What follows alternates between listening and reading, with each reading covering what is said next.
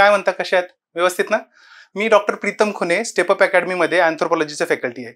आज आपण डिस्कस करणार आहे, तुमचे थोडेसे डाऊट्स आहेत, गैरसमज आहेत आणि मिथक आहेत, मिथ्स आहेत. कशाबद्दल? तर अँथ्रोपॉलॉजी किंवा मानववंशशास्त्र, मानवशास्त्र जे आहे त्याच्याशी रिलेटेड तुमचे डाऊट्स आहेत. आणि या डाऊटमुळेच मग तुमच्या मनात प्रश्न येतो की अँथ्रोपॉलॉजी, मानववंशशास्त्र हा वैकल्पिक विषय आपण चूज करायला पाहिजे का न करायला पाहिजे. मग आज आपण ते डाऊट्स सगळे बघूयात. ठीक आहे. तर पहिला डाऊट जो आहे तो आहे, अँथ्रोपॉलॉजी हे फक्त सायन्स स्टुडंटसाठी आहे. Anthropology is only for science students, म्हणजे विज्ञान शाखेतील विद्यार्थ्यांसाठी आहे. तर असं काही नाहीये की विज्ञान शाखेच्या विद्यार्थ्यांसाठीच आहे ते. माझे कित्येक असे विद्यार्थी आहेत की जे ह्युमॅनिटीज बॅकग्राऊंडचे होते, मानवीय शाखेंचे होते आणि त्यांनी 300 मार्कच्या वर घेतलेले आहेत, 270+ तर हमखास घेतलेले आहेत. 1-2 विद्यार्थी तर असे आहेत की ते टॉप 50 मध्ये आलेले आहेत आणि ते मानवीय शाखेचे होते, कॉमर्स बॅकग्राऊंडचे होते. तुम्हाला आणखी माहिती असेल, एक रँक होल्डर होते, रँक 2 अक्षत जैन. त्यांचं बॅकग्राऊंड काय होतं? Design engineering. मला सांगा, ते डिझाईन इंजिनिअरिंग सायंटिफिक मध्ये जातं. मग त्यांनी जेव्हा ऑप्शनल चूज करायचा होता तेव्हा त्यांनी काय म्हणले, मला असा वैकल्पिक विषय पाहिजे जो नॉन सायन्स असावा. नॉन सायन्स असावा म्हणजे विज्ञानशी त्याचा काही संबंध नसावा. आणि हे म्हणून त्यांनी काय चूज केला, तर अँथ्रोपॉलॉजी चूज केला. का तर त्यांना कळालं की अँथ्रोपॉलॉजीचा जर आपण सिलेबस बघितला, म्हणजे जे आपण आता बघणार आहे डिटेलमध्ये, त्याच्यामध्ये आपल्याला कळेल की त्याच्यामध्ये सायन्सचा पार्ट हा कमी आहे. आपला कसं आहे की ह्युमॅनिटीज सारखाच अभ्यास आहे, म्हणजे जे आपण मानवीय शाखेचे जे विद्यार्थी आहेत त्यांच्या सारखाच अभ्यास आहे. फक्त आपला बघण्याचा दृष्टिकोन जे आहे ना तो सायंटिफिक असणार आहे. सायंटिफिक असणार आहे म्हणजे काय? आपण प्रत्येक गोष्ट बघत असताना आपण त्याचा पुरावा शोधणार, प्रूफ मागणार की बाबा RHS is equal to LHS का आहे, त्याचा प्रूफ सांगा. आपण काय बघणार की बाबा एखाद्या जागी जर मला हे जीवाश्म भेटलं, फॉसिल भेटलं, ते कोणाचं आहे, त्याचा पुरावा. मग मी त्याच्यामध्ये आर्किओलॉजीचा यूज करणार. ठीक आहे, आपण ते बघूया डिटेलमध्ये. तर हे कसं आहे, सायन्सच्या स्टुडंटसाठी नाहीये, फक्त कोणत्याही शाखेचे विद्यार्थी आहेत ते अँथ्रोपॉलॉजी घेऊ शकतात. आणि त्याच्यामध्ये मी तुम्हाला शुअरिटीने सांगतो की 250+ मार्क्स तर येतातच, पण थोडीशी जरी मेहनत तुम्ही केली, माझे जे नोट्स वगैरे फॉलो केल्या, तर 300+ मार्क्स आरामात येऊ शकतात. 300+ मार्क्स येणं काही अवघड गोष्ट नाहीये. मी स्वतःही करून दाखवले ते आणि माझे भरपूर विद्यार्थ्यांनी ते करून दाखवलेलं आहे. दुसरं जे मिथक आहे ते आहे की याला इट रिक्वायर्स प्रायर नॉलेज. एक कन्सेप्ट आहे बघा, तुम्हाला सांगतो, ब्लँक स्लेट नावाचा कन्सेप्ट आहे. ब्लँक स्लेट म्हणजे काय? कोरी पाटी. आपण पेन्सिल पाटी वापरायचं बघा लहानपणी, तर तशी ब्लँक पाटी म्हणून जरी तुमच्याकडे आले, तुम्हाला जर अँथ्रोपॉलॉजीचा A सुद्धा माहिती नसेल, मानववंशशास्त्राचं M सुद्धा माहिती नसेल, तरी तुम्ही माझ्याकडे या. मी तुम्हाला शुअरिटी देतो की माझ्या जवळचा तुम्ही क्लास केला, 5 महिने तुम्ही क्लास केला, रिव्हिजन केले, टेस्ट सिरीज प्रॉपर केली, जसं मी लिहितोय तसं सांगितलं, तुम्ही 300 मार्काच्या आसपास पोहोचू शकता. तुम्हाला माहिती आहे, मी सांगितलंय आधी सुद्धा, हायेस्ट स्कोअर आजपर्यंत अँथ्रोमध्ये किती आलाय? 362 मार्क्स आलेला आहे. मी तर ते पण सांगत नाही तुम्हाला. मी काय सांगत आहे, तुम्ही 300 मार्क घेऊ शकता. आणि सहज जे सिलेक्ट होतात UPSC मध्ये विद्यार्थी, ते 300+ मार्क आरामात घेतात. तर प्रायर नॉलेज किंवा पूर्वज्ञानची काही गरज नाही आहे. तुम्ही पूर्ण कोरा चिठ्ठा म्हणून पूर्ण माइंड ब्लँक करून जरी माझ्याकडे आले, तर मग मी तुम्हाला सांगेन की कसं आहे अँथ्रोपॉलॉजी करायचा. तुम्हाला काही कोणता ऑप्शनल घ्यावा हे कळत नसेल, तुम्ही माझ्याकडे या, डायरेक्टली अँथ्रोपॉलॉजी घ्या. मीडियम कोणता घ्यायचा, इंग्लिश घ्यायचा का मराठी घ्यायचा, हा जर तुम्हाला प्रश्न पडत असेल का, तर आपण फॉर्म आता भरत आहेत. 17 तारीख ही शेवटची आहे अर्ज करण्याची. तुम्हाला जर तो डाऊट येतो, तुम्ही अँथ्रोपॉलॉजी टाकून द्या. आणि तुम्हाला ज्या भाषेमध्ये तुमच्या भावना व्यक्त प्रॉपरली करता येतात, मग ते मराठीत करता येतात तर तुम्ही मराठीमध्ये घ्या, इंग्लिशमध्ये करता येत असतील तर इंग्लिश हा माध्यम घ्या. तुमचा जो माध्यम घ्यायचा तो घ्या. का तर आपला जो वैकल्पिक विषयाचे बॅच आहे ते दोन्ही भाषेमध्ये आहे, इंग्लिशमध्ये आणि मराठीमध्ये, दोन्हीमध्ये घेतो मी. दोन्हीमध्ये तुम्हाला नोट्स मी प्रोव्हाइड करणार आहे, प्रॉपर नोट्स असणार आहेत ते. नेक्स्ट जो आहे तो आहे याच्याशी related, limited availability of the study material, म्हणजे अभ्यास साहित्य जे आहे ते मर्यादित प्रमाणात उपलब्ध आहे. हे खोटं आहे, अँथ्रोपॉलॉजीशी रिलेटेड नाहीच आहे. मटेरियल भरपूर अवेलेबल आहे. का तर आपल्याकडे दरवर्षी 2 ते 3 टॉपर्स हे 10 मध्ये असतात, मग त्यांच्या नोट्स अवेलेबल असतात. तुम्हाला ते सगळं मटेरियल फॉलो करायचंय का? नाही. आपलं काय करायचंय, आपलं टार्गेट आहे 300+ मार्क्स यायला पाहिजे. मग कमीत कमी कष्टामध्ये जर ते आले तर किती चांगलं ना. दुसरं काय, आपल्याला बाकीचा पण अभ्यास करायचा आहे. सामान्य अध्ययन झालं, GS चे बाकीचे पेपर आहे, GS 1, 2, 3, ह्याचा तर तुम्ही अभ्यास आधी केलेला आहे, पण GS 4 इथिक्स पण आहे ना आपल्यासाठी. मग त्याच्यामध्ये रायटिंग स्किल पण तुम्हाला डेव्हलप करायची, का तर पॅटर्न बदललेला आहे. मग ते करत असताना तुम्हाला तिकडे पण टाइम व्यवस्थित द्यायला पाहिजे ना. आता तिकडे जर टाइम दिला तर मग अँथ्रोपॉलॉजीला टाइम कमी पडणार, मग अँथ्रोपॉलॉजी टाइमच कमी मागतो तुम्हाला, जास्त टाइम लागणार नाहीये, कमीत कमी टाइम मध्ये, का तर बाकीच्या वैकल्पिक विषयाच्या तुलनेमध्ये हा छोटा आहे, जरासा कन्साइज आणि डिफाईन्ड सिलेबस आहे. रिपीट होतात 370 मार्काच्या वर प्रश्न दरवर्षी 500 पैकी रिपीट होतात, मग मार्क्स का येणार नाहीयेत? आपण त्याला ते करणार आहे, मागचे 10 वर्षाचे प्रश्न करणार आहेत. आणि मी जे तुम्हाला मटेरियल देतो दररोज पेपरमध्ये, म्हणजे दररोज जे पेपर्स देतो, प्रिंटआउट देतो, ते तुम्ही फॉलो करा. मी टॉपर्सचे नोट्स झाले, सगळे जे स्टँडर्ड बुक्स आहेत, स्वतःचा जे अभ्यास केलेला आहे सगळं मी केलेलं आहे. मी MA अँथ्रोपॉलॉजी केलेलं आहे, मग तिथले पण जे नोट्स आहेत मी त्याच्यात ऍड करत आहे. तुम्हाला दुसरा एकही मटेरियल फॉलो करायची गरज लागणार नाही. मी तुम्हाला हमी देतो की 300+ मार्क आरामात येऊ शकतात जर मी जे स्ट्रॅटेजी सांगतो ते तुम्ही फॉलो केली. नेक्स्ट जो मिथक आहे तो आहे anthropology is only about human evolution. म्हणजे काय तर मानवशास्त्र केवळ मानवाच्या उत्क्रांतीविषयीच आहे. बरोबर आहे, मानवाच्या उत्क्रांतीविषयीच आहे, पण फक्त मानवाची उत्क्रांती म्हणजे काय, त्यांची जैविक उत्क्रांतीच होय का? जैविक उत्क्रांती म्हणजे काय की कवटीची डेव्हलपमेंट कशी झाली, माणूस 4 पायावर चालत होता, पहिला 2 पायावर कसा आला, माकडासारखा होता तर माकडापासून आता कसा डेव्हलप झाला, ती उत्क्रांती कशी, त्याचाच फक्त अभ्यास नाहीये. अँथ्रोपॉलॉजीमध्ये वेगवेगळे उपशाखा आहेत. पहिली आहे फिजिकल किंवा बायोलॉजिकल अँथ्रोपॉलॉजी, ज्याला आपण जैविक मानवशास्त्र पण म्हणतो. त्याच्यामध्ये आपण अभ्यास काय करतो, ती मानवाची फिजिकल उत्क्रांती म्हणजे शारीरिक दृष्ट्या उत्क्रांती कशी झाली. मग त्याच्यामध्ये तो येणार पार्ट, ज्याला मोस्ट ऑफ दी जे ह्युमॅनिटीज बॅकग्राऊंडचे स्टुडंट आहेत ते घाबरतात त्याला, की त्याच्यामध्ये आपण विचार करणार जेनेटिक्सचा पार्ट येणार. पण हा जो पार्ट आहे ना, हा स्कोरिंग पण तेवढाच आहे. बाकीच्या पार्टमध्ये किंवा बाकीच्या वैकल्पिक विषयामध्ये कुठेच तुम्हाला 75% मार्क मिळू शकत नाहीत. इथे तुम्ही आरामात 10 पैकी 7.5 काय 8 मार्क सुद्धा घेऊ शकता.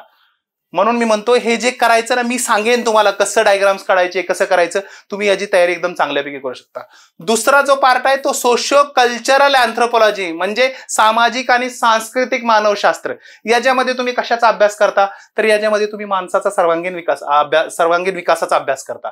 म्हणजे तुम्ही कशाचा अभ्यास करता, याच्यामध्ये राजकीय संस्था माणसाची कशी आली, धार्मिक संस्था कशी आली, आर्थिक संस्था कशी आली, समाजाची निर्मिती कशी झाली, संस्कृतीचं निर्माण कसं झालं, सभ्यता कशी आली, या सगळ्या गोष्टींचा अभ्यास करता. पुन्हा तुम्ही विवाह संस्था कशी आली, विवाहाच्या वेगवेगळ्या पद्धती कशा आहेत त्याचा अभ्यास करता. कुटुंब कसं आलं, कुटुंब कसे बनले, वेगवेगळे टाईपचे कुटुंब काय आहेत, विभक्त कुटुंब आहे, मिश्रित कुटुंब आहे, संयुक्त कुटुंब आहे, हे सगळे कुटुंबाचा तुम्ही अभ्यास करता. नातेसंबंध कसे आले, नातेसंबंध कसे तुमच्या समाजावर इम्पॅक्ट करतात किंवा समाज तुमच्या नातेसंबंधावर कसा इम्पॅक्ट करतो, त्या गोष्टींचा आपण अभ्यास करतो सोशिओ कल्चरल अँथ्रोपॉलॉजीमध्ये. नेक्स्ट आहे लिंग्विस्टिक अँथ्रोपॉलॉजी, म्हणजे भाषिक मानवशास्त्र. भाषिक मानवशास्त्र हा आपल्याला एकदम छोटा पार्ट आहे. सिलेबस आपण बघणार आहे त्याचा फक्त 7वा टॉपिक आहे. त्याच्यामध्ये आपण काय बघतो, भाषा माणसाची कशी उत्क्रांती झाली ते भाषेची. मग भाषा कशी असते, एकतर मौखिक असू शकते किंवा सांकेतिक असू शकते, वर्बल किंवा नॉन वर्बल असू शकते. मग त्या दोन्ही भाषेचा आपण अभ्यास करणार आहे. आणि चौथा पार्ट आहे तो आहे आर्किओलॉजिकल अँथ्रोपॉलॉजी. म्हणजे काय तर पुरातत्वीय मानवशास्त्र. तर याच्यामध्ये आपण अभ्यास काय करणार, मी काय सांगितलं तुम्हाला, अँथ्रोपॉलॉजी ही सायंटिफिक आहे, त्याचं सायंटिफिक नेचर आहे, सायंटिफिक लेन्सेस, त्या दृष्टिकोन सायंटिफिक आहे. तर त्याच्यामध्ये आपण काय करतो, जे पण जैविक जीवाश्म वगैरे आपल्याला भेटणार आहेत, जे पण आपल्याला अवजार भेटणार आहेत उत्खनन केल्यानंतर, त्याचा अभ्यास आपण करणार आणि आपण जे ठरवतो, जे सिद्धांत मांडणार आहेत त्याचे पुरावे शोधणार आपण आर्किओलॉजिकल अँथ्रोपॉलॉजीमध्ये. तर कळालं ना तुम्हाला. आपण काय करणार, फिजिकल जैविक मानवशास्त्र झालं, सांस्कृतिक आणि सामाजिक मानवशास्त्र झालं, भाषिक मानवशास्त्र झालं आणि आर्किओलॉजिकल म्हणजे पुरातत्वीय मानवशास्त्र झालं, या चारींचा अभ्यास करणार. याच्यामध्ये जो फिजिकल अँथ्रोपॉलॉजी, जो ह्युमॅनिटीज वाले घाबरतात, तो पार्ट छोटा आहे. सिलेबसच्या खूप झालं 15% पार्ट आहे, आणि असू द्या ना 15%, सोपा पार्ट आहे, त्याच्यामध्ये 75% मार्क्स आरामात मिळतात. म्हणून घाबरायचं नाही, अँथ्रोपॉलॉजी तुम्ही आरामात घेऊ शकता. आता आपण काय करणार आहेत, पुढे बघणार आहेत बघा. Next, decoding of the syllabus. जो सिलेबस आहे ते बघा तरी आधी, अँथ्रोपॉलॉजी घेण्याच्या आधी, की अँथ्रोपॉलॉजी कसा वाटतो.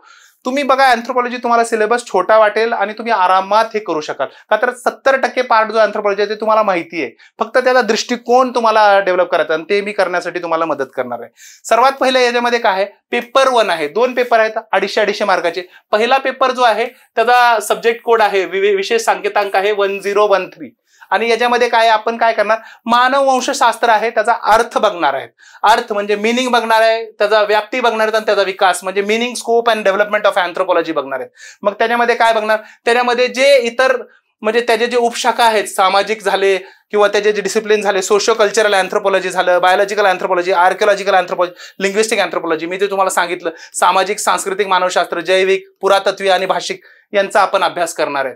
पुन्हा आपण काय करणार, इतर जे ज्ञान शाखा आहेत, जसं सोशिओलॉजी झालं, सामाजिक शास्त्र झालं, बिहेवियरल सायन्स झालं, वर्तन विषयक झालं, पुन्हा बायोलॉजिकल लाईफ सायन्सेस झालं किंवा बायोलॉजिकल जे सब्जेक्ट्स असतील ते झाले, वैद्यकीय मेडिकल सायन्स झालं, पुन्हा जिओलॉजी झालं, जिओग्राफी झालं, यांच्याशी आपण अभ्यास करणार आहेत. आणि ह्युमॅनिटीजचे जे बाकीचे मानवीय विज्ञान आहेत त्यांच्याशी आपण त्यांचं कंपॅरिझन करणार की अँथ्रोपॉलॉजी हा कसा वेगळा आहे. याच्यामध्ये बघा आता काहीच नाहीये सायन्स बॅकग्राऊंडचं. नेक्स्ट काय आपण नेक्स्ट अभ्यास करणार आहेत की मानव उत्क्रांतीचा अभ्यास करणार. याच्यामध्ये आपण बघणार की मानवाची उत्क्रांती कशी झाली. मग त्याच्यामध्ये वेगवेगळे सिद्धांत आहेत की मानवाची उत्क्रांती हे असे झाले. डोलचा सिद्धांत आहे, कोपचा सिद्धांत आहे, गॉसचा सिद्धांत आहे. हे सोपे सिद्धांत आहेत एकदम. एक एक पानाची मी नोट्स देणार आहेत आणि हे प्रिपेअर करायचे. 10 मार्क येतात ह्याच्यात, 10 पैकी तुम्ही 7.5 मार्क घेऊ शकता आरामात. मग ते उत्क्रांतीमध्ये आपण फक्त जैविक घटकच नाही बघणार तर सांस्कृतिक घटक सुद्धा बघणार आहेत डिटेलमध्ये. ठीक आहे. त्याच्यानंतर आपण काय बघणार, नर वानर गणवर्गीय प्राणी जे होते म्हणजे प्रायमेट्स, शब्द बघून घाबरायचं नाही, सोपं आहे. मग त्यांचे फीचर्स वगैरे वैशिष्ट्ये बघणार की माणूस कसा 4 पायी चालायचा ते 2 पायी कसे झाला, की पहिलं 4 पायावर होता ते तिथून 2 पायी कसा झाला. तर याचा आपण अभ्यास करणार. हे 4 पायी असं दाखवायचं आणि 2 पायी असं दाखवायचं. सोपे डायग्राम्स शिकवणार आहे मी तुम्हाला. तर हे बघणार आहेत आपण. ठीक आहे. नेक्स्ट आपण काय बघणार आहेत, तर नेक्स्ट बघत असणार आहेत की आपण याच्यामध्ये की मानवाची उत्क्रांती कशी झाली, पूर्वज कसे आले. तर होमो इरेक्टस कसा आला, ऑस्ट्रेलोपिथेकस पासून होमो इरेक्टस कसा आला, निअँडरथल मॅन कसा आला, रोडेशियन मॅन कसा आला आणि होमिओसेपियन कसा आला. मग या गोष्टींचा आपण अभ्यास करणार. पुन्हा हे 7वी 8वीला आपण अभ्यासच केलेला आहे. सेल काय असतो, पेशी काय असते, डीएनए स्ट्रक्चर काय असतं, त्याचा अभ्यास होणार आहे तुम्हाला. हे तुम्ही 7वी 8वी 9वी 10वी पर्यंत अभ्यास केलेला आहे. तर हे होऊन जाईल. हे सोपा पार्ट आहे. याच्यावर शक्यतो प्रश्न येतच नाही. मग याचा तुम्ही टेन्शन घ्यायचं नाही. नेक्स्ट जो सिलेबसचा पार्ट आहे त्याच्यामध्ये आपण पुरातत्व विभागाचा अभ्यास करणार. म्हणजे त्याच्यामध्ये आपण काय बघणार, तर पाषाण युग काय होतं, मध्य पाषाण युग काय होतं, नवपाषाण युग काय होतं, पुन्हा कास्य युग काय होतं, लोहयुग काय होतं, यांचा अभ्यास करणार आहेत. याचे पण मी तुम्हाला प्रॉपरली नोट्स देणार आहे. कसे करणार, मॅप कसा काढायचा, फॉसिलचे डायग्राम कसे काढायचे हे तुम्हाला सांगणार आहे. तुम्हाला मी सांगतो ना, मला एवढा एक्सपिरियन्स आहे की मी तुम्हाला शुअरली सांगू शकतो की 10 मार्करचा किंवा 15 मार्करचा प्रश्न आला तर 15 पैकी 11 ते 12 मार्क कसे घ्यायचे आणि इकडे 7 ते 8 मार्कापर्यंत कसे यायचे हे चांगल्यापैकी तुम्हाला सांगू शकेन. नेक्स्ट आपण काय बघणार आहेत, तर वेगवेगळे संस्कृती बघणार आहे, संस्कृतीचा अभ्यास करणार आहे. त्यामध्ये मग आपण वेगवेगळे ह्याचा अभ्यास करणार आहे. इथनोसेंट्रिसिझम म्हणजे काय, स्वसंस्कृती केंद्रीकरण. म्हणजे स्वतःची जी संस्कृती आहे त्याला तुम्ही जास्त भारी समजता, दुसऱ्याच्या संस्कृतीला एकदम तुच्छ लेखणार तुम्ही. आणि त्याच्या विरुद्ध काय आहे दुसरं, तर कल्चरल रिलेटिव्हिझम म्हणजे काय आहे, तर याच्यामध्ये आहे की याच्यामध्ये तुम्ही रिलेटिव्हिझम म्हणजे सापेक्षता, सांस्कृतिक सापेक्षतावाद. याच्यामध्ये तुम्ही काय करणार की स्वतःची संस्कृती तर आहेच पण दुसऱ्याच्या संस्कृतीला बघत असताना तुम्ही स्वतःच्या पूर्वधारणा किंवा पूर्वाग्रह नाही करणार. बायसनेस, स्टिरियोटाइप तुम्ही काहीच नाही करणार. तुम्ही काय करणार, रिलेटिव्ह अभ्यास करणार म्हणजे सापेक्ष अभ्यास करणार की दोघांपैकी कोणतं वर आहे कोणतं खाली आहे ते नाही. तुम्ही दोघांचं कसा उगम झाला, वेगवेगळ्या काय आहेत ते, का तर त्यांचं बाबा इतिहास वेगळा होता, तिथलं वातावरण वेगळं होतं, त्या हिशोबाने वेगळे होते म्हणून तसा अभ्यास करणार. पुन्हा नंतर काय करणार, तुम्ही समाजाचा अभ्यास करणार. समाजामध्ये बाबा स्तरीकरण काय आहे, समाजामध्ये वेगवेगळे इश्यूज काय आहे, समाजामध्ये आणि संस्कृतीचं कसं रिलेशन आहे त्याचा अभ्यास करणार. नंतर तुम्ही विवाह संस्थांचा अभ्यास करणार. विवाह संस्थांमध्ये तुम्ही वेगवेगळ्या गोष्टींचा अभ्यास करणार की विवाह संस्थेचे विवाह वेगवेगळ्या प्रकारचे कोणते कोणते असतात, त्याच्यामध्ये बहुपत्नीत्व, पतिपत्नीत्व, बहुपत्नीत्व यांचा अभ्यास करणार. तुम्ही वेगवेगळ्या प्रणाली कशा आहेत की लग्न कोणत्या कोणत्या प्रणालीनं होतं, की अनुलोम विवाह, प्रतिलोम विवाह, आंतरविवाह, बाह्य विवाह यांचा अभ्यास करणार. हे तुम्हाला माहिती आहे सगळं, फक्त इथून तुम्ही सायंटिफिक आणि ह्युमॅनिटीज दोन्हीच्या बॅकग्राऊंडनं तुम्ही हे गोष्टी बघणार आहेत. नेक्स्ट तुम्ही काय अभ्यास करणार, त्यामध्ये मॅरेज पेमेंट सुद्धा एक पार्ट आहे. मॅरेज पेमेंट्स म्हणजे काय बाबा, हुंडा आपल्याला माहिती आहे, डावरी. पुन्हा वधूमूल्य एक असतं. वधूमूल्य म्हणजे काय, वराची फॅमिली ह्या वधूच्या फॅमिलीला काहीतरी पैसे देते आणि मुलीसोबत लग्न करून घेतात, त्याला वधूमूल्य म्हणतात. ठीक आहे, किंवा वधूधन पण म्हणतात. ठीक आहे, मग त्या गोष्टी आपण त्याचा. नेक्स्ट आहे कुटुंब. कुटुंब याच्यामध्ये काय करणार, आपण कुटुंबाचा अभ्यास करणार की कुटुंब हे संस्थान हे सार्वत्रिक आहे का नाही त्याचा अभ्यास तुम्ही करणार. मग सार्वत्रिक आहे का नाही त्याचा अभ्यास होणार. मग पुन्हा कुटुंबाची संरचना कशी वेगवेगळी आहे, वेगवेगळे टाईपचे कुटुंब काय असतात, मग त्याच्या वेगवेगळ्या पद्धतीनं तुम्ही कसं, निवासस्थानानं कसं बदलतं, पुन्हा बाकीच्या पद्धतीनं कसं बदलतं, त्याच्यावर औद्योगिकीकरणाचा, इंडस्ट्रियलायझेशनचा आणि फेमिनिस्ट मुवमेंटचा म्हणजे स्त्रीवादी जी चळवळी आहेत त्यांचा फरक कसा पडला. म्हणजे शहरीकरण, औद्योगिकरण आणि स्त्रीवादी चळवळीचा फरक काय पडला, त्याच्यावर परिणाम काय झाला ते बघणार. पुन्हा वेगवेगळे आपण नातेसंबंधाबद्दल अभ्यास करणार आहेत. नातेसंबंधामध्ये वंश परंपरा झाले, नातेसंबंध कसे बदलतात, नातेसंबंध हे समाजामधल्या वेगवेगळ्या घटकांना कसं अवलंबून आहेत त्यांचा अभ्यास करणार. पितृत्व निश्चितीबद्दल अभ्यास करणार आपण. मानार्थ नाहीये ते एमपीएससीनं जरा चुकीचं दिलेलं आहे, ते त्याला पूरक म्हणतात आपण. ठीक आहे, तर पूरक आता कॉम्प्लिमेंटरी आहे. एमपीएससीनं ते जरा चुकीचं लिटरल ट्रान्सलेशन गुगल ट्रान्सलेशन केल्यामुळे ते झाले. पुन्हा पूरक वंश परंपरा त्याच्याबद्दल तुम्ही अभ्यास करणार आहात. ठीक आहे, नेक्स्ट काय आहे बघा, तर तुम्ही इकॉनॉमिक ऑर्गनायझेशन म्हणजे काय, आर्थिक संघटना आहेत त्यांचा अभ्यास करणार. किंवा माणूस पहिला काय करायचा, पहिला शिकारी होता, संग्रहण करायचा, ही गोष्टी झाल्या. त्याच्यानंतर काय करा, माणसानं शेती करायला चालू केली. शेती करत करत त्यांनी काय केलं, पशुपालन पण चालू केलं. पशुपालन केल्यानंतर मग पुन्हा काय झालं की तो एका ठिकाणी थांबला, म्हणजे शेती करत करत एका ठिकाणी थांबला. आणि मग तिथून कसं बागकाम झालं, पुन्हा शेती आली, पुन्हा उदरनिर्वाहाचे वेगवेगळे कसे माध्यम आले, किंवा त्याचं इंडस्ट्रीज वगैरे झालं, जागतिकीकरण झालं, पुन्हा मग ती आर्थिक वाढ कशी झाली आणि आर्थिक विकास कसा झाला त्याचा अभ्यास करणार. नेक्स्ट पार्ट आहे की त्याची राजकीय संघटनाचं कसं डेव्हलपमेंट झालं. पहिला माणूस काय करायचा, जंगलामध्ये फिरायचा, तर काय करायचं, जे जवळचे नातेवाईक आहेत 10-12 लोक 20 लोक ते टोळीमध्ये फिरायचे. मग बँड म्हणतात त्याला, तर ते टोळीमध्ये फिरायचे. मग टोळीपासून काय झालं, ट्राईबची निर्मिती झाली, म्हणजे आदिवासी समाज किंवा आदिवासी जमात याची निर्मिती झाली. त्याच्यापासून मग काय झालं, तर अधिपती राज म्हणजे मोनार्की किंवा डिक्टेटरशिपचं आलं. आणि त्याच्यापासून कसं मग राज्याची निर्मिती झाली, हा टॉपिक आता सध्या आपल्या क्लासमध्ये चालू आहे, तर याचा आपण अभ्यास करणार आहेत. मग हे वेगवेगळ्या गोष्टींचा म्हणजे सत्ता कशी आली, अधिकार कसा आला, वैधता कशी आली, पुन्हा सामाजिक नियंत्रण कसं, याचा अभ्यास आपण करणार आहे. नेक्स्ट त्याच्यानंतर धर्माबद्दल अभ्यास करणार. आता हा टॉपिक काही नवीन नाहीये, आपण याच्यामध्ये उत्क्रांती कशी झाली धर्माची बघणार. तर बाबा पहिलं कसं होतं की आत्मेवर फक्त विश्वास ठेवायचा, म्हणजे ॲनिमिझम. पुन्हा निसर्गावर विश्वास ठेवायला लागला की बाबा नेचरिझम, निसर्गावर विश्वास ठेवायला लागला. पुन्हा नंतर भरपूर देवांवर विश्वास ठेवायला लागला, म्हणजे पॉलिथेइझम. मग पुन्हा नंतर आपण काय करू, मोनोथेइझम, की बाबा एका देवावर विश्वास ठेवायला. असं आपण उत्क्रांतीचा अभ्यास करणार. वेगवेगळ्या समाजांमध्ये, वेगवेगळ्या संस्कृतीमध्ये धर्म कसा असतो आणि त्याचं बाकीचे जे संस्थान आहेत त्याच्यावर इम्पॅक्ट कसा, परिणाम कसा होतो, त्याचा सुद्धा आपण अभ्यास करणार. याच्यामध्ये बघा विशेष म्हणजे एक आणखी महत्वाचं एक आहे प्रीस्ट आणि शमन. एक मी छोटा व्हिडिओ पण टाकलेला आहे, प्रीस्ट आणि शमन, तुम्ही बघितला असेल तर त्याचा अभ्यास करतो आपण. याच्यामध्ये चेटकिन, जादूटोना याचा पण अभ्यास करतो. हे इंटरेस्टिंग टॉपिक आहेत. आपल्याला लहानपणापासूनच हे प्रश्न होते की हे कसं होत असेल, जादूटोना, ब्लॅक मॅजिक असतं का नाही, काळा जादू असतं का नाही, त्या सगळ्या गोष्टींचा आपण अभ्यास करणार आहेत. ठीक आहे, नेक्स्ट काय, अँथ्रोपॉलॉजीचे वेगवेगळे सिद्धांत. याच्यामध्ये सिद्धांतामध्ये कसं आहे बघा, वेगवेगळे सिद्धांत आहेत. याच्यामध्ये पहिला काय आहे, इव्होल्युशनरी सिद्धांत आहे, म्हणजे उत्क्रांतीवाद. ते उत्क्रांतीवाद मध्ये काय सांगतो बाबा, पहिल्या सोसायट्या सिंपल होत्या, म्हणजे साध्या होत्या, तिथून काय झाल्या, जटिल झाल्या, म्हणजे कॉम्प्लेक्स झाल्या. मग ते उत्क्रांती होत असताना कशी झाली, तर बाबा कसं, पहिलं जंगली होता माणूस, सॅवेजरी होता. त्याच्यानंतर काय झाला, बर्बरिक झाला. आणि बर्बरिक झाल्यानंतर पुन्हा काय झालं, सभ्यता निर्माण झाली, म्हणजे सिव्हिलायझेशन. म्हणजे सॅवेजरी, बार्बरिझम आणि सिव्हिलायझेशन आलं. असं आपण बघणार आहेत. हिस्टॉरिकल पर्टिक्युलरिझम यांना काय म्हणतो की वेगवेगळ्या समाजांचा इतिहास वेगवेगळा आहे आणि मग त्या हिशोबानंच त्यांची उत्क्रांती होते. हिस्टॉरिकल म्हणजे पर्टिक्युलर हिस्ट्री जशी असेल तशी उत्क्रांती होणार. याचे आपण अभ्यास करणार. निओ इव्होल्युशनिझमचा अभ्यास करणार आपण. सिम्बॉलिक आणि इंटरप्रिटेटिव्ह थेरी झाला. मॉडर्न, पोस्ट मॉडर्निझम थेरी, अशा वेगवेगळ्या थेरीज आहे. पोस्ट मॉडर्निझम थेरी काय म्हणते, तुम्ही हे मोठे मोठे महासिद्धांत मांडले ना, असे मांडायला नाही पाहिजे, कम्पेअर नाही करायला पाहिजे वेगवेगळ्या सोसायटीला. तुम्ही काय करायला पाहिजे, छोटे छोटे गोष्टींचा अभ्यास करायला पाहिजे. इथनोग्राफीज म्हणजे एखादी ट्राईब आहे, एखादी कास्ट आहे, तर त्यांची स्पेसिफिक मध्ये अभ्यास करा. मोठे सिद्धांत मांडायची गरज नाही. ठीक आहे, तर असं केलं त्यांनी.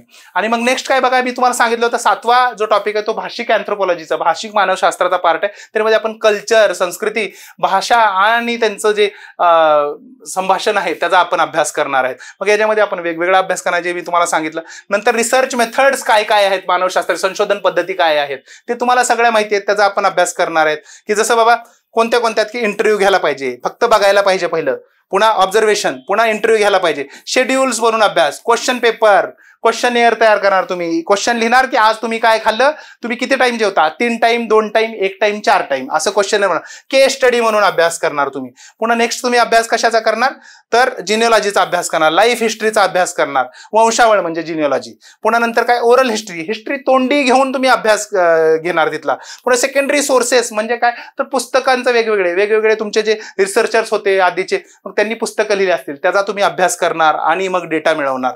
आणि नेक्स्ट काय, पार्टिसिपेंट ऑब्झर्वेशन. म्हणजे पार्टिसिपेंट मेथड्स म्हणजे काय, तर तुम्ही त्या जाणार तिथल्या जमातीमध्ये, तिथल्या कास्टमध्ये जाऊन त्यांच्यासोबत राहून तिथून अभ्यास करणार तुम्ही. का तर अँथ्रोपॉलॉजी आपण काय करतो, होलिस्टिक अभ्यास करतो, सर्वांगीण अभ्यास करतो. 360 डिग्रीनं आपण अँथ्रोपॉलॉजीचा अभ्यास करतो. म्हणजे हिस्ट्रीचा पण अभ्यास करतो, जिओग्राफीचा पण अभ्यास करतो, सोशियोलॉजीचा पण अभ्यास करतो, आपण सगळ्याचा अभ्यास करतो. आर्थिक संस्था, सामाजिक संस्था जे सगळ्या आहेत त्या, राजकीय संस्था झाले, रिलिजन झालं, धर्म झालं, फॅमिली कुटुंब झालं, नातेसंबंध, सगळ्यांचा अभ्यास करतो. 360 डिग्री अभ्यास करतो. म्हणून मी जनरली काय म्हणतो, अँथ्रोपॉलॉजी ही आपला 360 डिग्री प्लेअर आहे. सूर्यकुमार यादव किंवा EB डिव्हिलियर्स आहे, जे तुम्हाला 360 मार्क्स घेण्यात मदत करते. एकदम सहजपणे 360 मार्क्स येऊ शकतात. पुढे काय आहे, तर पुढे आपला हा जो पार्ट आहे हा थोडा सायंटिफिक आहे, ह्युमन जेनेटिक्स वाला पार्ट आहे. तर याच्यामध्ये काय, मानव अनुवंशशास्त्र, याच्यामध्ये पण सोपं आहे. तुम्हाला पिडिग्री अनालिसिस वगैरे आहे, ट्री डायग्राम्स आहेत, वंशावळचं विश्लेषण वगैरे करणे ते आहे. मी ते तुम्हाला सोप्या पद्धतीने आहे. मेंडलचे सिद्धांत आहेत ते तुम्हाला मी सांगणार आहे चांगल्यापैकी. जेनेटिक पॉलिमॉर्फिझम काय असतं, अनुवंशिक बहुरूपता काय असते, त्याबद्दल मी तुम्हाला सांगणार आहे. घाबरायचं नाही, हे टॉपिक छोटे आहेत आणि एकदम इम्पॉर्टंट आहे. याच्यामध्ये तुम्हाला 75% मार्क्स आरामात मिळू शकतात. ठीक आहे. नेक्स्ट काय आहे, तर याच्यासोबत मग क्रोमोझोम्स वगैरे हे आहे, वेगवेगळे जे असतात की आजार, अनुवंशिक आजार कसे असतात, म्हणजे गुणसूत्रीमध्ये विकृती झाली तर काय होणार. याच्यामध्ये जसं बघा, डाऊन सिंड्रोम झालं, पटाऊ सिंड्रोम झालं, एडवर्ड सिंड्रोम, क्रायडोचॅट सिंड्रोम, हे नावं डिफिकल्ट वाटतात, पण तुम्हाला पाठ कसं करायचं मी त्याचे नेमोनिक्स सांगन, डायग्राम सांगन की कसं पाठ ठरलं. जसं डाऊन सिंड्रोम तुम्हाला माहिती आहे की आईचं वय जर 35-40च्या आसपास असेल आणि तेव्हा जर बच्चू झालं तर त्याला डाऊन सिंड्रोम होण्याचे चान्सेस वाढतात. मग ते कसं आहे, त्याचा रेशो काय, एका 700 लोकांमध्ये तो होतो. हे पाठ करायचं. दुसरं पाठ काय करायचं आपण, की त्याच्यामध्ये बाबा कशामुळे होतं हे सांगितलं मी. आईचं वय जर जास्त असेल तर कसा होतो, तर बाबा 21व्या नंबरचा जे क्रोमोझोम आहे तिथं 2 असतात, त्याच्यात तिसरा एक जर येऊन जुडला तर मग त्यांना होतो. मग त्याच्यामध्ये काय काय बाबा दिसतात गोष्टी, तर जीभ मोठी असते म्हणून सारखं लाळ गळत असेल, करून अशी मोठी जीभ असते. पुन्हा नंतर कसं असते, डोळे असे असतात, मग त्याला मंगोलाइड फेसेस म्हणतो, सुजल्यासारखा चेहरा दिसतो. हातामध्ये फक्त एकच रेष दिसते, त्याला आपण म्हणतो सिमेन केस, माकडाची एकच रेष असते, मग तसेच असते. मग ते कसे असते, त्यांची बौद्धिक क्षमता जी असते ते जरा कमी असते. मग असे लोक जगतात, चांगल्यापैकी जगतात. एक येल्लो नावाचा मूवी आला होता, त्याच्यामध्ये ते डाऊन सिंड्रोमचा पेशंट आहे. तसे तुम्ही डायग्राम्स काढायचे, चित्र वगैरे कसे काढायचे मी तुम्हाला सांगू शकतो. काय करू शकता याच्यासाठी, तर तुम्ही काय सांगणार की कॉन्सिग्युअस मॅरेज म्हणजे नातेसंबंधामध्ये लग्न करू नका, हे एक सांगणार. का तर असे आजार तसे होऊ शकतात. आणि दुसरं काय, आईचं वय हे जास्त नसायला पाहिजे, जे की आजकाल मॉडर्न सोसायटीमध्ये जास्त घडत आहे. पुढे काय आपण बघणार की रेस आणि रेसिझम बघणार, वंश आणि वंशवाद बद्दल अभ्यास करणार. हे तुम्हाला डायरेक्टली जीएस मध्ये पण उपयुक्त होऊ शकतं. भरपूर ठिकाणी तुम्ही डायरेक्टली ह्याचा वापरून तुम्ही जीएस मध्ये मार्क्स एक्स्ट्रा मिळवू शकता. की बाबा ते जे रेशियल ट्रेट्स आहेत ते वंशागत आहेत का वातावरण डिसाईड करते, ह्याच्याबद्दल आपण अभ्यास करणार.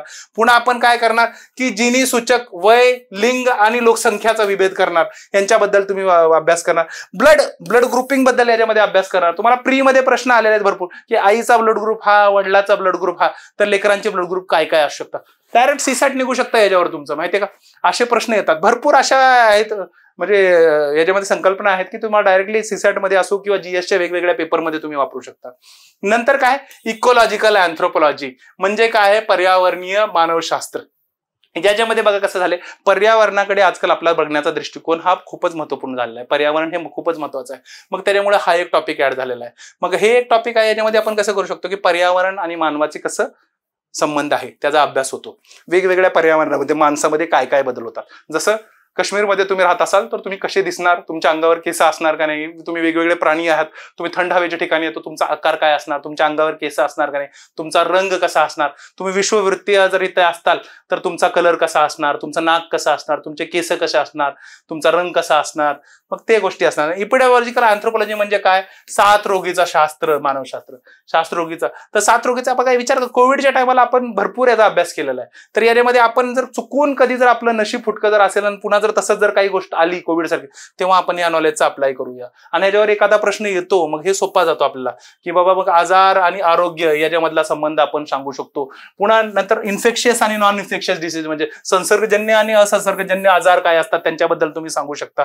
नंतर न्यूट्रिशनल डेफिशियन्सी, हे टॉपिक तुम्ही केल्यानंतर तुम्ही घरी सांगू शकाल. उद्या चालून तुमचं लग्न होणार आहे, तुम्ही लेकरांना सुद्धा सांगू शकता काय खायला पाहिजे नाही तर काय नाही खायला पाहिजे. प्रेग्नेंट असताना बायकोला सांगाल तुम्ही की काय खायला पाहिजे, काय नाही खायला पाहिजे, लेकरू कसं चांगलं पैदा होईल, तर तुम्ही त्या गोष्टी इथं अभ्यास करणार आहेत.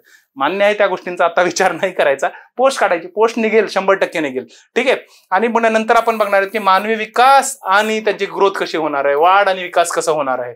तर मग त्याच्यामध्ये आपण वेगवेगळे टप्पे बघणार की लहानपणाचा टप्पा, एक छोटं बच्चू लहान आहे, 1 महिन्याचा आहे, पोटामध्ये पहिलं वाढ कशी होणार, 1 महिन्याचा कसा असताना काय, प्री स्कूल म्हणजे म्हणजे 1 वर्षाचा आहे, 3 वर्षाच्या आत आहे, पुन्हा स्कूल गोईंग आहे 5 वर्षापर्यंत, पुन्हा मॅच्युरिटी आली, पुन्हा ॲडोलेसंट मध्ये गेला, प्रौढतामध्ये गेला, पुन्हा मॅच्युरिटी झाली, प्रौढता आला, आणि पुन्हा वृद्ध ह्याच्या अवस्थेमध्ये कसा असणार आहे. तर ते वेगवेगळे टप्पे बघणार आहेत आणि त्याच्यामध्ये वेगवेगळे सिद्धांत आहेत, त्यांचा आपण अभ्यास करणार. नंतर काय, तर वेगवेगळे टप्पे असतात की जसं पाळीची सुरुवात झाली मेनार्की आणि पाळी संपली म्हणजे मेनोपॉज. तर या गोष्टींचा रिलेव्हन्स काय, वेगवेगळ्या समाजामध्ये कसं आहे, यांचं महत्व काय. आपण बघितलं असेल पाळीची जर सुरुवात झाली तर भरपूर समाजामध्ये ते कार्यक्रम केला जातो. ठीक आहे. मग ते त्याचं इम्पॉर्टंट काय, त्याच्यामुळे आपली फर्टिलिटी किंवा जे प्रजनन दर आहे ते कसं वाढतं, कमी होतं, काय होतं वेगवेगळ्या समाजामध्ये त्याचा. आपण पुन्हा वेगवेगळे लोकसंख्या सिद्धांत जे डेमोग्राफिक थिअरीज आहेत त्यांचा आपण अभ्यास करणार. माल्थसचा सिद्धांत आपण अभ्यास केला असं तसे 2-4 सिद्धांत आहेत त्याचा आपण अभ्यास करणार आणि त्याच्यामध्ये जैविक, सामाजिक आणि सांस्कृतिक घटक काय आहेत त्याचा अभ्यास करणार. पुन्हा नंतर बायोलॉजिकल आणि सोशो इकॉलॉजिकल फॅक्टर्स इन्फ्लुएन्सिंग प्रजनन दर, फिकंडिटी वगैरे, नेटॅलिटी वगैरे ह्या गोष्टींचा करणार आहेत की बाबा प्रजनन क्षमता, जनन प्रमाण आणि मृत्यू प्रमाण हे कसं वाढणार, कमी होणार ते बघणार आपण त्याच्यामध्ये. नंतर अँथ्रोपॉलॉजीचं जे पण आपण अभ्यास करतो त्या नॉलेजचा यूज आपण कुठे कुठे करू शकतो, जसं स्पोर्ट्समध्ये करू शकतो, न्यूट्रिशनमध्ये मी सांगितलं तुम्हाला, डिफेन्समध्ये कसा करणार त्याचा सांगतो. डिफेन्समध्ये जसं बघा आर्मीमध्ये आपल्याकडे वेगवेगळ्या जातीचे, वेगवेगळ्या जमातीचे, वेगवेगळ्या रिजनचे लोक आहेत, वेगवेगळ्या भागातले लोक आहेत. जसं आता विचार काय, हेल्मेट जर एकाच साईजचं बनवलं सगळ्याला फिटेल का. आता सरदारजी लोक पगडी असते त्याच्यावर हेल्मेट कसं येणार. किंवा मला सांगा, आता माझी उंची आहे 6 फूटपेक्षा थोडीशी जास्त, माझ्या साईडचं जर बुलेट प्रूफ जॅकेट जर एखाद्या छोट्या व्यक्तीला दिलं तर ते बुलेट प्रूफ जॅकेटच्या खाली दबून मरेल, गोळी लागणार नाहीये. मग तसं जर होत असेल तर त्यांचे बुलेट प्रूफ जॅकेट वेगळे. इथे अँथ्रोपॉलॉजी जे फिजिकल अँथ्रोपॉलॉजी जे पार्ट आहे आपलं, जैविक अँथ्रोपॉलॉजी, बायोलॉजिकल अँथ्रोपॉलॉजी, त्याचा इम्पॉर्टन्स येणार तिथे. ठीक आहे. मग आपण वेगवेगळे घेणार की पितृत्व निश्चिती, बाबा एखाद्या स्त्रीला बाळ झालं, जो पती आहे तो म्हणत आहे की हे बाळ माझं नाहीये, तर पितृत्व निश्चिती कशी करणार आपण बघणार. किंवा एखाद्या ठिकाणी जर एखादी बॉडी मिळाली, ते पहिलं तर माणसाची आहे का कोणत्या प्राण्याची आहे, तिथं आपण फॉरेन्सिक अँथ्रोपॉलॉजी म्हणजे अभ्यास करणार आपण. मग त्याच्यानंतर जर माणसाची असेल तर त्याचं वय काय, पुरुष आहे का स्त्री आहे, वय काय आहे, लहान बच्चू आहे, मोठा वृद्ध माणूस आहे का, कोण आहे का, बाबा आधीचा पूर्वज आहे आपलं, त्यांचा आपण अभ्यास करणार आहे. हे झाला आपला पेपर 1. पेपर 2 आहे, विशेष सांकेतांक आहे 1014. याच्यामध्ये बघा आपण काय अभ्यास करणार आहेत, याच्यामध्ये आपण जनरली जातींचा अभ्यास करणार, कास्टचा अभ्यास करणार, जमातींचा अभ्यास करणार म्हणजे ट्राईब्सचा अभ्यास करणार, आणि विलेज म्हणजे खेडेगावांचा अभ्यास करणार आपण, यांचा अभ्यास करणार. तर याच्यामध्ये आपण काय करणार, कल्चर, आपण जो पहिल्या पेपरमध्ये होता तो फक्त आता इंडियन कंटेक्स्टमध्ये म्हणजे भारताच्या संदर्भामध्ये आपण अभ्यास करणार. तर भारतीय संस्कृती आणि सभ्यता त्याचा आपण अभ्यास करणार. मग पुन्हा अँथ्रोपॉलॉजिकल एव्हिडन्स, वेगवेगळ्या ठिकाणी आपले जे पूर्वज आहेत म्हणजे रामापिथेकस, शिवापिथेकस, नर्मदा मॅन हे कसे भेटले. आता याच्यामध्ये तर मी डायरेक्टली तुम्हाला सांगू शकतो की इमामगाव वगैरे असा डायरेक्टली प्रश्न येऊ शकतो का, तर महाराष्ट्राच्या ह्याच्यामध्ये एमपीएससी पहिल्यांदा लॉन्च होत आहे. पुन्हा नंतर आपण काय करणार, इथनो आर्किओलॉजी इन इंडिया, याच्यामध्ये म्हणजे वेगवेगळ्या गोष्टींचा आपण अभ्यास करणार की इथनो आर्किओलॉजीमध्ये काय असतं, सर्व्हायव्हल्स आणि पॅरलल्स काय. सर्व्हायव्हल्स म्हणजे असे घटक की ज्यांनी, जे आता पण जिवंत आहेत, की आधी गोष्टी होत्या ते आणि आता सुद्धा, एक सेकंड, हा, सर्व्हायव्हल्स म्हणजे असे घटक की जे आधी होते आणि आता सुद्धा ते चालू आहेत. जसं की पुरातत्व काळी म्हणजे लक्षात राहू द्या की आपण काय करायचो, कृषी आली त्याच्यानंतर आपण माठ बनवायला चालू करा, का तर आपल्याकडे अतिरिक्त उत्पादन चालू झालं, मग माठामध्ये आपण त्या वस्तू ठेवायला लागलो. आता सध्या सांगा आपल्याकडे फ्रीज आलंय, बाकीच्या गोष्टी आहेत, तरी आपण माठाचा वापर करतो ना, मग ते काय, त्याला आपण म्हणतो सर्व्हायव्हल्स. त्याचं महत्व एवढं राहिलेलं नाहीये, पण त्या गोष्टी आणखी कंटिन्यू आहेत. जसं गोष्टी, पौराणिक गोष्टी वगैरे, ह्या एवढं महत्व नाहीये आजच्या ह्याच्यात, पण तरी त्या जिवंत आहेत, त्यांना आपण सर्व्हायव्हल्स म्हणतो. अशा वेगवेगळ्या गोष्टींचा आपण अभ्यास करतो. नेक्स्ट आहे अभ्यास करतो आपण की डेमोग्राफिक प्रोफाईल ऑफ इंडिया, की बाबा कोणती समाज कुठं आहे, कसा आहे आणि कसं त्यांचं आपल्या भारताच्या ह्याच्यामध्ये कुठं कुठं लोकेशनला ते पसरल्या गेलं आहे, त्याचा आपण अभ्यास करणार. मग त्याच्यानंतर आपण अभ्यास काय करणार आहेत की वर्णाश्रम काय असते, पुरुषार्थ काय असते, कर्म काय असते, ऋण काय असते, रिबर्थ काय असते, त्याचा आपण अभ्यास करणार आहे. पुनर्जन्म काय असतो. नंतर आपण कास्ट सिस्टीम, जातीय व्यवस्था झाली, वर्ण व्यवस्था झाली, त्यांचा आपण अभ्यास करणार आहे.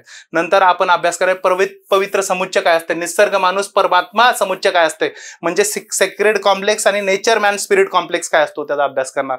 हे सोपं आहे एकदम, मी सांगेन तुम्हाला नंतर.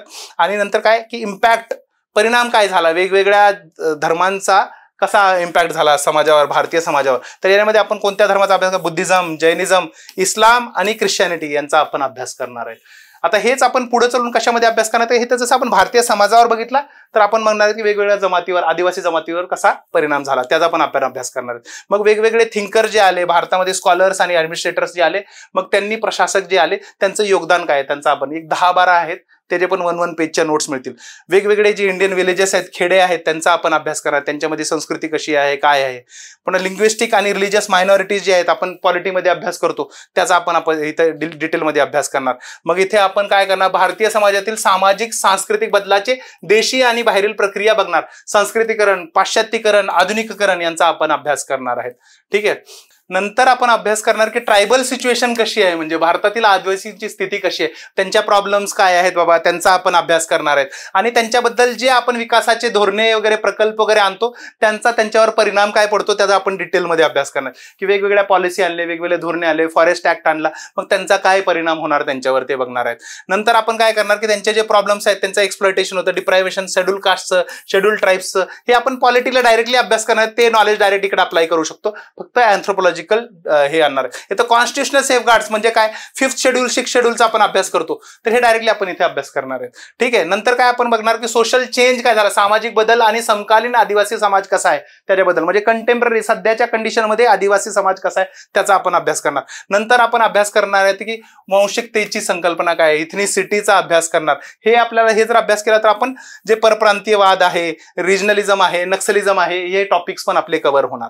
ठीक आहे. नेक्स्ट आपण अभ्यास करणार आहेत की मी जसं सांगितलं होतं की वेगवेगळ्या धर्मांचा ट्रायबल सोसायटीजवर, आदिवासी जमातींवर कसा इम्पॅक्ट झाला. नंतर आपण ट्राईब आणि नेशन स्टेट याचा अभ्यास करणार. ठीक आहे. नंतर आपण अभ्यास करणार आहेत की रोल ऑफ अँथ्रोपॉलॉजी ट्रायबल आणि रुरल डेव्हलपमेंटमध्ये कसं मदत करते, की आदिवासी आणि खेडेगावांच्या याच्या डेव्हलपमेंटमध्ये कसं मदत करतं. नंतर आपण वेगवेगळे हे ऍडमिनिस्ट्रेशन जे झालं होतं ट्रायबल एरियाचं जे कसं आहे त्याच्याबद्दल हिस्ट्री बघणार त्यांची, आणि सध्याचे जे प्रोग्राम्स वगैरे चालू आहेत, स्पेशल प्रोग्राम, त्यांचा अभ्यास करणार. नंतर आपण अभ्यास करणार की contribution of anthropology to understanding of regionalism, communalism आणि इथनिक अँड पॉलिटिकल मुवमेंट, म्हणजे काय, सांप्रदायिकता, प्रादेशिकता, सांप्रदायिकता आणि वांशिकता आणि राजकीय चळवळींचा यांच्या आकलनाचा आणि यांचा अभ्यास करणार आपण. ठीक आहे. तर हे होतं टोटल आपल्या सिलेबस बद्दल. आता स्ट्रॅटेजी काय असणार आहे एका मिनिटात तुम्हाला सांगतो मी, की आपली 5 महिन्याची बॅच असणार आहे ज्याच्यामध्ये आपण 4 महिन्यात सिलेबस संपवणार आणि 1 महिन्यामध्ये आपण 2 वेळेस कमीत कमी रिव्हिजन करवणार. Rapid revision of the syllabus होणार आहे, म्हणजे अभ्यासक्रमाचा जलद आढावा आपण घेणार. स्टडी मटेरियल तुम्हाला दुसरं फॉलो करायची गरज नाही, मराठी आणि इंग्लिश दोन्हीमध्ये मी देणार आहे आणि तेवढं जे पण देणार आहे ते सफिशियंट असेल, दुसरं फॉलो करायची गरज नाहीये. आन्सर रायटिंग स्किल्स ते डेव्हलप करणार आहे. दर आठवड्याला आपण 2-3 आन्सर्स लिहायला घेतो आणि सोबत एक तुम्हाला मोफत फ्री टेस्ट सिरीज पण मिळणार आहे, की त्या फ्री टेस्ट सिरीज मध्ये तुम्ही जे आन्सर्स आहेत ते लिहू शकता आणि माझ्याकडून तपासून घेऊ शकता.